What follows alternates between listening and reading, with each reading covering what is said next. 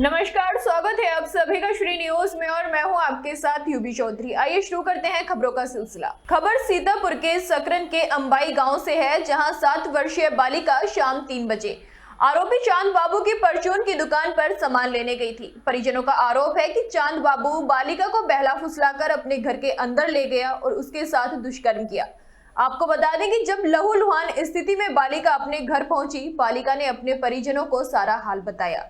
लड़की के पिता बाहर काम करने गए थे तो दादा ने थाना सकरन में चांद बाबू के खिलाफ प्रार्थना पत्र दिया, जिसके बाद सकरन पुलिस ने चांद बाबू को गिरफ्तार कर लिया है। थाना सकरन घटित घटना के संबंध में क्षेत्राधिकारी बिस्वा द्वारा जानकारी दी गई है कि आरोपी को गिरफ्तार कर लिया गया है और पीड़िता का मेडिकल कराया जा रहा है, जिसके बाद विधिक कार्रवाई होगी। उत्तर प्रदेश युवा कांग्रेस पश्चिम के प्रदेश सचिव राजा और राजा भैया ने बताया कि फेसबुक पर बुद्धा दातिया नाम के अकाउंट से असुद्दीन ओवैसी और राहुल गांधी को निशाना बनाने की लॉरेंस बिश्नोई की फोटो लगाकर एक पोस्ट की गई है।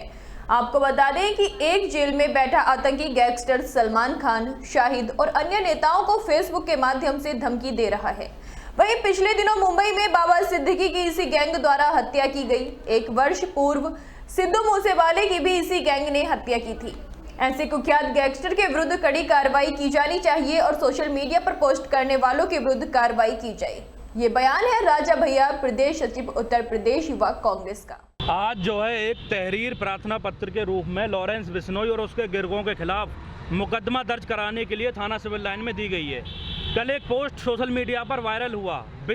बुद्धहत्या नामक एक लड़के ने फेसबुक पर लिखा कि जैसे जर्मनी में जो है वहाँ की इंटेलिजेंस यूनिट थी, यूएसए में वहाँ की इंटेलिजेंस यूनिट थी, उनका जिक्र करते हुए उसने पोस्ट में लिखा कि अगला नाम राहुल गांधी जी और उनका असुद्दीन ओवैसी साहब का होना चाहिए।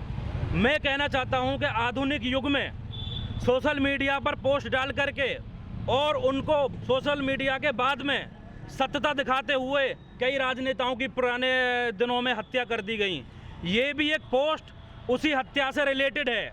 2 कौड़ी के बदमाश जिनको जेल में जगह होनी चाहिए, वो जेल में होने के बाद भी जेल के अंदर से देश के बड़े बड़े राजनेताओं को निशाना बना रहे हैं और केंद्र सरकार के कान पर जूं नहीं रेंग रही है। उत्तर प्रदेश के फतेहपुर जिले के सदर क्षेत्र के चौक चौराहे के समीप एक रेस्टोरेंट में मिशन शक्ति 5 के अंतर्गत महिला कल्याण विभाग उत्तर प्रदेश और बाल श्रम विभाग के द्वारा एक आयोजन किया गया।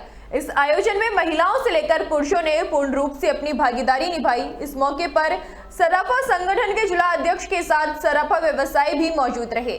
इसमें महिलाओं को मिशन शक्ति के तहत जागरूक किया गया। तो वहीं छोटे नाबालिग बच्चे जो कि होटल से लेकर ढाबों तक में काम करते हैं, उनके भविष्य बचाने और उनको शिक्षा से जोड़कर उनके अभिभावकों को सरकारी योजनाओं का लाभ लेकर उनकी आर्थिक दशा को कैसे खत्म किया जाए, उसके बारे में जानकारी दी। वहीं बाल कल्याण समिति के राजेंद्र साहू ने आउट ऑफ स्कूल बच्चों की जानकारी देते हुए उन बच्चों के बारे में भी बताया जो बच्चे होटलों और ढाबों में काम कर रहे हैं और कितनों की धरपकड़ की जा चुकी है। बदायूं के थाना मूसाझाक क्षेत्र के थालिया नगला गांव के रहने वाले नाजिम अली के मुताबिक उसकी 5 वर्षीय पुत्री शोकिया को कई दिनों से बुखार आ रहा था, तो उसने प्राइवेट डॉक्टर को दिखाया तो उन्होंने राजकीय मेडिकल कॉलेज ले जाने की सलाह दी। आपको बता दें कि शोकिया के परिजन शोकिया को राज्य के मेडिकल कॉलेज लेकर गए। उनका आरोप है कि वहां डॉक्टर के पास लेकर पहुंचे तो उन्होंने दूसरे चैम्बर में भेज दिया। वहीं इस तरह एक से दूसरे चैम्बर में वो घूमते रहे। डॉक्टर ने उनकी बच्ची का इलाज नहीं किया और डॉक्टर की लापरवाही के कारण उनकी बच्ची की मौत हो गई। फिलहाल इस संबंध में राजकीय मेडिकल कॉलेज के सीएमएस डॉक्टर अरुण कुमार ने बताया कि घटना के संबंध में उन्हें कोई जानकारी नहीं है। कोई व्यक्ति उनके पास कोई शिकायत करने नहीं आया। अगर ऐसा है तो जांच होगी और जो दोषी पाया जाएगा उसके खिलाफ आवश्यक कार्रवाई की जाएगी। खबर मेरठ के ब्रह्मपुरी इलाके के भगवंतपुरा से है, जहां भाजपा नेता ब्रह्मपुरी मंडल उपाध्यक्ष और पूर्व पार्षद प्रत्याशी नितिन बच्चन को जुआ खेलने का विरोध करना भारी पड़ गया। आपको बता दें कि सत्ता माफिया जितेंद्र उर्फ जीते के भाई दबंग अरुण केबिलवाले सहित आधा दर्जन दबंगों ने भाजपा नेता नितिन बच्चन को घर से खींचकर जमकर पीटा। घायल अवस्था में नितिन बच्चन को जिला अस्पताल में भर्ती कराया गया। आपको बता दें कि सट्टा माफिया जीते और अरुण केबिलवाला पहले भी कई लोगों की पिटाई कर चुके हैं, लेकिन पुलिस ने उस वक्त भी दबंगों पर कोई कार्रवाई नहीं की थी। मेरा बच्चा विनोद बच्चन, नितिन बच्चन, मंडल उपाध्यक्ष है भारतीय जनता पार्टी में, करीब 20 साल से समर्पित है भारतीय जनता पार्टी को।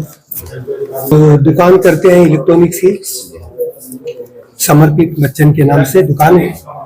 तो दुकान बंद करने के बाद में नजदीक हमारे घर में अमित, मेरा भतीजा होता है अमित, वो पास में घर है। तो वहाँ रोजाना की कुछ लोग आकर जुआ खेलते हैं, शराब वराब पीते हैं। और नितिन जैसे आए वहां से हमारे पास में, नितिन ने उनको आपस में बोलते देखा। उन्होंने कहा भाई तुम क्या करे, जुआ क्यों खेलते हो यहाँ पर। इतना कहने के बाद में नितिन को, मेरे बेटे को अंदर खींच के ले गए, उसके साथ बुरी तरह मार पिटाई करी।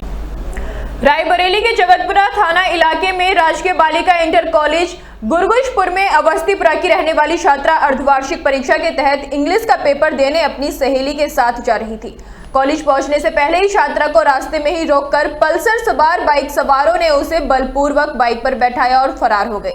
आपको बता दें कि सहेली के शोर मचाने पर लोग इकट्ठा हुए, लेकिन तब तक मुंह पर मास्क लगाए बदमाश मौके से फरार हो चुके थे। सूचना पाकर सीओ डलमऊ और जगतपुर थाने की पुलिस मौके पर पहुंच गई है। फिलहाल पुलिस की पहली प्राथमिकता है कि छात्रा सकुशल बरामद हो जाए। वहीं पुलिस ने अपहरण की धाराओं में मुकदमा दर्ज कर छात्रा की तलाश में कई टीमें गठित कर दी हैं। आज सर हमारी लड़की पेपर देने जा रही थी। हाँ। 12 बजे। क्या नाम है? ऋचा वाजपेयी। कहाँ पढ़ती है? राजकीय बालिका कॉलेज इंटर कॉलेज गुरगुजपुर। क्या हुआ उसके साथ? उसके साथ रास्ते में सर 2 लौंडे आए और मास्क लगाए हुए थे, उसको साइकिल से गिरा करके हाँ। और उठा के वो लेके भाग गए। बाइक सवार कितने लोग थे? 2 लोग। एक बाइक से थे? जी। सरकार द्वारा गरीबी रेखा के नीचे जीवन यापन करने कुछ असहाय लोगों को कृषि कार्य के लिए जमीन का आवंटन किया जाता है, ताकि वो अपने परिवार का सही तरीके से पालन पोषण कर उन्हें बेहतर जीवन दे सके। लेकिन राहुल गांधी के संसदीय क्षेत्र रायबरेली में इसका दुरुपयोग होता नजर आ रहा है। पूरा मामला ऊंचाहार कोतवाली क्षेत्र के छीटू सिंह पुरवा मजरे सेवैया हसन गांव का है, जहां के रहने वाले बबलू ब्रजवासी ने आवंटन में सरकार द्वारा मिली भूमि को एनटीसीपी में पूर्व में तैनात रहे डॉक्टर अशोक कुमार चौधरी को बेनामा करा दिया। वहीं दबंग डॉक्टर ने अपनी पत्नी के नाम जमीन बेनामा करवाने के बाद ग्राम प्रधान की साठगांठ से बेनामा कराई गई भूमि पर कब्जा न कर दूसरी जमीन पर अवैध तरीके से बाउंड्री वॉल कराकर कब्जा कर लिया है। यही नहीं, इस डॉक्टर के ऊपर कई अलग अलग स्थानों पर बेनामी संपत्ति और सरकारी भूमि अर्जित करने का आरोप है। एनटीपीसी में पूर्व में रहे इस चिकित्सक दंपत्ति के विरुद्ध मामले बढ़ते जा रहे हैं। वहीं इस मामले में ग्रामीणों ने तहसील प्रशासन से शिकायत की, किंतु कोई कार्रवाई नहीं हुई। ग्रामीणों का आरोप है कि तहसील प्रशासन उससे मिला हुआ है। अब ग्रामीणों ने सामूहिक रूप से जिलाधिकारी समेत मुख्यमंत्री और विजिलेंस में मामले की शिकायत की है। अब ग्रामीण इस मामले को लेकर बड़े पैमाने पर कार्रवाई की मांग कर रहे हैं। चिकित्सक दंपत्ति की बेनामी संपत्तियों के बारे में एनटीपीसी विजिलेंस से ग्रामीणों ने शिकायत की है, जिससे मामला और तेजी से अब तूल पकड़ रहा है। नमस्कार, मैं हूं मेहताब अहमद और आप देख रहे हैं श्री न्यूज। सरकार गरीबी रेखा के नीचे जीवन यापन करने वालों को कृषि योग्य जमीन को आवंटित करती है, ताकि वो कृषि करके अपने परिवार को पाल पोष कर उनका जीवन बेहतर तरीके से बना सके।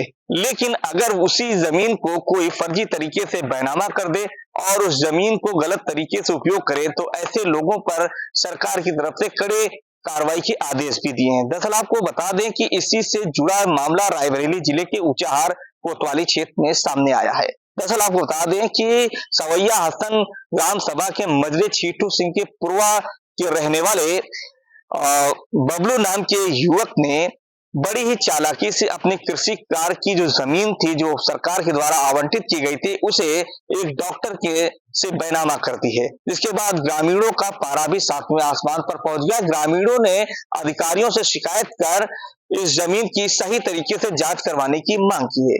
यहाँ पर हमारे साथ बहुत से ग्रामीण हैं। इनका कहना है कि ग्राम सभा के प्रधान के द्वारा बबलू के परिवार के लोगों को कृषि की जमीन आवंटित कराई गई थी, लेकिन बड़ी ही चालाकी से वो जमीन बेचते रहे और प्रधान के द्वारा उनकी पीढ़ियों को पट्टा देता गया है। लेकिन यहाँ पर एनटीपीसी में पूर्व में रहे डॉक्टर अशोक चौधरी को उन्होंने बैनामा किया और अशोक चौधरी ने अपनी जमीन है उसको अपनी पत्नी सरोज चौधरी के नाम पर बैनामा करवाई। ये पूरी हकीकत क्या है, इन ग्रामीणों से बात करके पता चलेगा कि आखिर वजह क्या है। ये इन लोगों ने शिकायतें भी दर्ज कराई। भैया क्या नाम है आपका? भैया मेरा नाम अनिल मौर्य है। अनिल जी, क्या है पूरी समस्या क्या है? समस्या ये भैया, ये जो ग्राम सभा की जमीन जो है गवर्नमेंट के द्वारा जो है गरीबी रेखा से नीचे जीवन यापन करने वालों के लिए जो आवंटित की गई थी कि अपना जो है जीवन यापन करें, उसी जमीन को जयकरण नाम के जो व्यक्ति हैं जो अब नहीं है उनको आवंटित हुई थी, उनके पुरखों को आवंटित हुई, फिर उनके बच्चों को भी आवंटित हुई और ये लोग जो है सीधा उस जमीन को जो है कृषि ना करके उसको बेच रहे हैं। वो जमीन कहाँ पर है, कैसे क्या है? वो जमीन भैया 446 का जो बैनामा हुआ है इनके कृषि करने के लिए, उसी जमीन को जो है डॉक्टर चौधरी को ये लोग बेच दिए हैं। और ये चौधरी जो है का पे कब्जा ना करके खा और उसके आसपास का जो एरिया है बंजर है, ऊसर है, वहां पे जो है कब्जा कर रहे हैं। इसकी शिकायत कहाँ कहाँ की आपने? इसकी शिकायत हमने मुख्यमंत्री पोर्टल पर भी की है और राजस्व विभाग में भी की है, कमिश्नरी में भी एप्लीकेशन जो है रजिस्ट्री किया हुआ है और डीएम साहब को सबसे पहले जो है एप्लीकेशन दिया था तो डीएम साहब ने उस पर कार्रवाई की थी, रोक लगाई थी और अभी काम तो रुका हुआ है।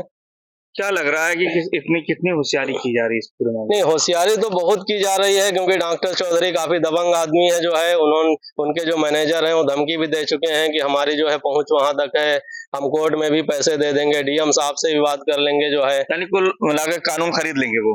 बिल्कुल धमकी तो ऐसे ही दे रहे हैं। बाकी ज्यादा जो है उनसे डॉक्टर चौधरी से कभी सामना नहीं हुआ है, लेकिन उनके मैनेजर के द्वारा काफी जो है कुछ बोला गया है इस बारे में। मेरे साथ में और भी लोग हैं। दादा, क्या है पूरा मामला, कौन जमीन खरीद रखा है? डॉक्टर चौधरी। अच्छा, कैसे खरीदा? बबलू ब्रिजवासी। अच्छा, उनसे खरीद लिया है? उनसे खरीदा। फिर अब वो जबरदस्ती बाउंड्री खरीदे, हकबरारी नहीं करवा रहे हैं कि हमारी जमीन है कहाँ, दूसरे के पेड़ लगे हुए हैं, घूर लगे रहे हैं, सब हटवा दीन, सारा सिस्टम, सैकड़ों साल के पुराने पेड़ आज भी खड़े हैं लेकिन बेच दिए। अच्छा, पेड़ भी बेच दिए। प्रशासन क्या कर रहा है इस पर? अरे प्रशासन कुछ, अब शिकायत की गई है लेकिन प्रशासन कुछ समझे में नहीं आ रहा क्या कर रहा है प्रशासन। मेरे साथ में और भी लोग हैं। दादा, क्या नाम है? मेरा नाम गंगा विष्णु मौर्य है, ग्राम पूरे सीटू से मजरे सवाई हसन का रहने वाला हूँ। समस्या क्या है? समस्या बहुत बड़ी है। जो जमीन डॉक्टर चौधरी ने बैनामा करवाया है बबलू और मनोज वगैरह से, इस पर कभी आज तक 55 साल हमारी उम्र हो गई, इस पर कभी कोई हल ही नहीं चला है। इसमें गांव वालों का कब्जा था, पेड़ थे और फर्जी तरीके से गांव वालों को पेड़ भी बेच लिए और जो जमीन दिखाया है डॉक्टर चौधरी को, हाँ ये जुतार जमीन है, उस पर वो लोग अभी कब्जा किए हुए हैं। बबलू जयकरण हरे, उनको कितनी जमीन आवंटित हुई थी? उनको कम से कम 1.5 बीघा जमीन आवंटित हुई, उसके बाद 10 बीसवा फिर जमीन आवंटित हुई। अपनी जमीन बेच लिए, जो आवंटित हुई उसको बेच लिए और जो जमीन फिर प्रधान द्वारा आवंटित हुई उसको बेचने की सोच रहे हैं। तो यानी कुल मिला के जो जमीन पे हम लोग खड़े हैं, ये जमीन वो नहीं है? नहीं, वो नहीं है सर। इस पे कभी आज तक हम 55 साल उम्र हो गई, इस पे कभी हल ही नहीं चला। अच्छा, जिस पर वो हल चला रहे वो जमीन दूसरी है? हाँ, वो जमीन दूसरी, उस पर उनका बबलू लोगों कब्जा है। अच्छा। बबलू मनोज वगैरह कब्जा है। वो फर्जी तरीके से उल्टा सीधा चौहद्दी दिखा के, अगल बगल घर है, कोई दिखाया ही नहीं है। अच्छा। हाँ, चौहद्दी घर दिखा के रोड से 300 मीटर दूर है, जबकि 300 मीटर दूर पर जो जमीन जोत रहे उनकी जमीन है। मेरे साथ में और है। भैया, क्या नाम है? मेरा नाम संजय मौर्य है। संजय जी, क्या है समस्या, क्या है? समस्या ये है कि ये जमीन जो है डॉक्टर जो है फर्जी तरीके कब्जा कर रहे हैं। जो जमीन जो है बबलू ने बेची है उस पे भी बबलू ने खुद कब्जा कर रखा है। जो बेची है डॉक्टर को जाके उस पे कब्जा करना चाहिए। यहाँ पे जो जमीन जो है ये फर्जी तरीके से कब्जा कर रहे हैं। अच्छा। और मेरे साथ में जो ग्रामीण है, इनका साफ सा कहना है कि जिस जमीन को सरकार के द्वारा बबलू को आवंटित की गई थी, उस जमीन पर आज भी बबलू और उनके परिवार के लोगों का कब्जा चला आ रहा है। उस पर वो बाकायदा खेती कर रहे हैं। लेकिन यहाँ ग्रामीणों का यह कहना है कि 50 साल से इस जमीन पर जो आप जमीन देख रहे हैं, यहाँ पर हल नहीं चलाया गया है और यहाँ पर जो ग्रामीण है उनका पूरी तरीके से यहाँ पे कब्जा रहा। कोई ऑफर बनाकर रखा था कृषि कार्य के लिए, जमीन लोगों के उपयोग में आती है। और जो ये पेड़ वगैरह भी आप देख रहे हैं, ये पेड़ भी इन ग्रामीणों के द्वारा लगाए गए थे। तो कुल मिलाकर के इन ग्रामीणों का यह साफ सा कहना है कि बबलू ने बड़ी चालाकी से एक तरह से फर्जी तरीके से जमीन को बैनामा किया और उस जमीन पर वो पूरी तरीके से काबिज भी हैं। लेकिन डॉक्टर के ऊपर ये आरोप आ रहा, लगातार लोगों पर दबाव बना रहे हैं कि वो किसी न किसी तरीके से इस जमीन को हासिल करने का पूरा प्रयास करेंगे। आपको एक चीज और बता दें, ग्रामीणों द्वारा पता चली है कि ये डॉक्टर जो है, इनके खिलाफ जो है विजिलेंस टीम भी लगाई गई थी। विजिलेंस के द्वारा जांच भी की जा रही थी, लेकिन किस कारण वो विजिलेंस सर्विलांस टीम रोक दी गई है। तो उस पर भी फोकस ग्रामीणों का कहना है कि इन्होंने फर्जी तरीके से इन तमाम चीजों का जो इनके जो आय है या वो पूरी तरीके से गैर जिम्मेदारान तरीके से तमाम चीजें जो अकूत संपत्ति की भी बात सामने आ रही है। तो कुल मिलाकर के अब सरकार को ये देखना चाहिए और जो स्थानीय प्रशासन की भी बात की जा रही है उस पर भी ग्रामीणों का मानना है कि वो ऊंची पहुंच रखते हैं, इसलिए यहाँ पर जो स्थानीय प्रशासन है उसको पूरी तरीके से उन्होंने मिलाकर रखा है। लेकिन डीएम के पास जब शिकायत की गई तब डीएम के द्वारा इस कार को रुकवा दिया गया है। फिलहाल अब देखना ये होगा कि प्रशासन इस पूरी जमीन की जांच कैसे करवाता है और क्या जांच में दोषी पाए जाने वालों के खिलाफ कार्रवाई करेगा या फिर इस पूरे मामले को ठंडे बस्ते में डाल देगा। मेहताब अहमद, श्री न्यूज, रायबरेली। महोबा के कुलपहाड़ कोतवाली क्षेत्र के चपका बिहार रोड की एक घटना सामने आई है। यहां मूंगफली से भरी ट्रैक्टर ट्रॉली अनियंत्रित होकर खाई में गिरने से एक बड़ा हादसा हो गया। आपको बता दें कि खेत में मजदूरी कर लौटते समय हादसा हुआ है। ट्रैक्टर में सवार 8 महिला और मजदूर गंभीर रूप से घायल हो गए। स्थानीय लोगों ने सभी घायलों को सामुदायिक स्वास्थ्य केंद्र में भर्ती कराया है। बदायूं के पुलिस लाइन सभागार में सीओ सिटी संजीव कुमार ने व्यापारियों के साथ बैठक की और व्यापारियों की समस्याओं को सुना। आपको बता दें कि व्यापारियों ने नगर पालिका परिषद गेट बंद करने को लेकर सीओ सिटी से शिकायत की। व्यापारियों ने कहा कि नगर पालिका का गेट बंद होने से व्यापारियों के व्यापार में नुकसान हो रहा है, उसको खुलवाया जाए। त्योहारों के मद्देनजर व्यापारियों ने गश्त बढ़ाने की मांग की है। व्यापारियों ने नादा क्षेत्र की समस्याओं को भी सुनाया, जिसके बाद सीओ सिटी ने व्यापारियों की समस्याओं का निराकरण करने का आश्वासन दिया है। आज व्यापारी सुरक्षा प्रकोष्ठ की एक बैठक हुई थी जिसमें हमारे नोडल अधिकारी एसपी सिटी महोदय और हमारे सीओ सिटी साहब, इसमें इन लोगों ने व्यापारियों की समस्या सुनी। बहुत सी समस्याएं तुरंत इसमें निस्तारण किया गया। बाकी समस्याओं के लिए एक रोड मैप तैयार किया गया है जिसमें व्यापारियों की सारी समस्याओं का निस्तारण किया जाएगा। किन्नरों का बधाई क्षेत्र बंटवारे को लेकर लंबे समय से बड़ौत क्षेत्र में विवाद चल रहा है। कई बार किन्नरों में खून खराबा भी हो चुका है, बावजूद उसके पुलिस विवाद का निस्तारण करने में नाकाम है। वहीं बुधवार को छपरोली के नंगला गांव में एक बार फिर बधाई मांगने को लेकर किन्नर आपस में भिड़ गए। उनके बीच जमकर गाली गलौज और मारपीट हुई, जिसके बाद वहां जमकर हंगामा हुआ। दोनों पक्षों के किन्नर अपना अपना बधाई क्षेत्र होने का दावा करते नजर आए और वहां पर भीड़ एकत्र हो गई। लोगों ने समझाकर किन्नरों को शांत कराने का प्रयास किया, लेकिन किन्नर शांत नहीं हुए। मौके पर थाना पुलिस ने पहुंचकर जांच की तो किन्नरों ने पुलिस कर्मियों के साथ भी हाथापाई की। वहीं किन्नरों के झगड़ों की किसी व्यक्ति ने वीडियो बनाई और बाद में सोशल मीडिया पर वायरल कर दी है। मामले में पुलिस का कहना है कि कोई शिकायत नहीं हुई है, अगर शिकायत आती है तो जांच कर कार्रवाई की जाएगी। खबर झांसी के मोट कोतवाली इलाके के डाक खाने के पास की है, जहां दो पक्षों में रास्ते में गाड़ी निकालने को लेकर खूनी संघर्ष हो गया। आपको बता दें कि इस खूनी संघर्ष में दोनों पक्षों ने एक दूसरे पर मारपीट करते हुए तेजाब डालने का आरोप लगाया है। हालांकि इस घटना में कुल 5 लोग गंभीर रूप से घायल हुए। एक पक्ष के राजकुमार का आरोप है कि बीते दिनों पहले मोट कस्बे में तैनात कांस्टेबल के साथ मारपीट हुए मामले में वो गवाह बने थे, जिस कारण वो लोग उनसे रंजिश रखते हैं और झगड़ा करने का मौका तलाशते रहते हैं। वहीं विपक्षी कारोबार की रंजिश भी रखता है। आज इन लोगों ने लोहे की रोड से हमला करते हुए तेजाब फेंक दिया।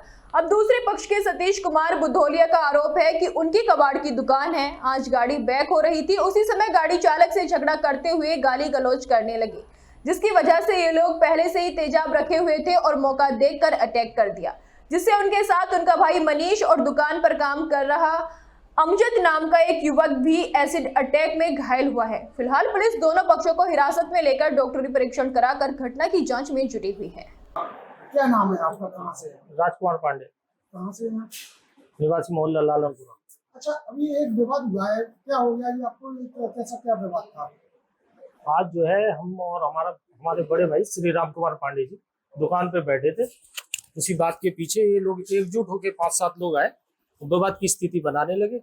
साथ में जो है सब्बल लिए थे, एसिड डाल दिया और सब्बलों से मारा पीटा है। खबर यूपी के उन्नाव में सभीपुर थाना क्षेत्र के अंतर्गत मुस्तफाबाद पखरोरा गांव की है, जहां 150 वर्ष पुराना इमली के पेड़ के नीचे मां काली का मंदिर है। इस मंदिर में नवरात्रि में एक और मां काली की मूर्ति की स्थापना और भंडारा हुआ था। आपको बता दें कि गांव के ही राजू कठेरिया ने बताया कि इमली का जो पेड़ है उसके नीचे मूर्ति पहले से रखी थी, जो 150 वर्ष पुरानी है। हालांकि मंदिर बने करीब 40 वर्ष हो चुके हैं और मां काली के मंदिर में बहुत दूर दूर से लोग दर्शन करने और अपनी मन्नतों को लेकर प्रार्थना करने आते हैं। उनकी मन्नतें पूरी होती हैं और आज मां काली के मंदिर में साक्षात देवी के रूप में मां काली नागिन प्रकट हुई हैं, जिसे देखने के लिए बहुत दूर दूर से सुबह से ही हजारों लोग आकर देवी के दर्शन कर रहे हैं। वहीं आसपास के गांव के लोगों का कहना है कि मां काली के मंदिर में नागिन देवी के रूप में साक्षात प्रकट हुई है। किस गांव में रहते हो? ये मंदिर किस चीज का है? काली माई का। काली माई का। मंदिर में क्या निकला है? नागिन। अच्छा, तो ये मंदिर कितने वर्ष पुराना है? बहुत पुराना है। बहुत पुराना है। कितने वर्ष हो गए होंगे? कितने वर्ष का? अच्छा, कितने वर्ष पुराना हो गया होगा?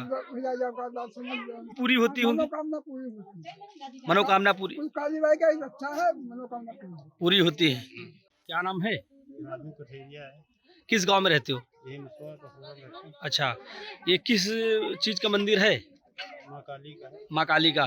कितने वर्ष पुराना मंदिर है? मंदिर तो 30-35 साल हो गए बने हुए। और ये यहाँ पेड़ के नीचे पहले मूर्ति रखी थी, वो पूछते थे, वो कम से कम 1.5 साल पुरानी होगी। अच्छा, तो अभी इस मंदिर में काली माता के मंदिर में नागिन जी निकली है, नाग देवता, तो लोगों में चर्चा की विषय है। यहाँ जो भी आता है मुरादें मांगता है उसको पूरी होती है।